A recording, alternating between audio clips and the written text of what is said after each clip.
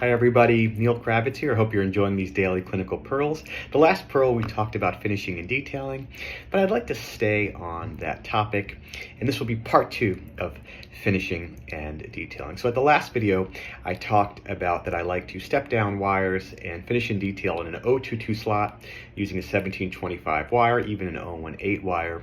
Sometimes I'll just use a night tie wire in one arch or in both arches, or sometimes I'll just simply debond one arch and allow for natural settling to occur while I'm working in the other arch.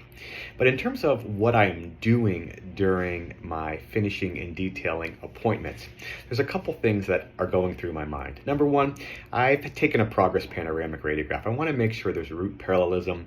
I'm particularly looking at the upper and lower lateral incisors and the lower first premolars, but I'm making sure my roots are parallel. If I have good root parallelism, I know that I will have good stability during the retention phase.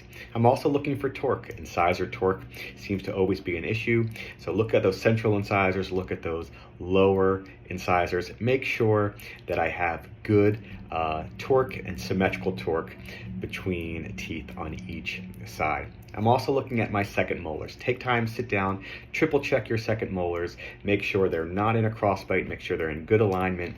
Hopefully you have bonded them, but if you haven't, make sure they're in a good position. I think it's critical to make sure your second molars have erupted, are in good alignment before you take off the braces. I hope this was a good pearl and added to the previous video. Thank you guys so much for subscribing to this channel. Remember, the AAO Winter Conference in January is on the topic of finishing and detailing. I know it's going to be a sold-out meeting.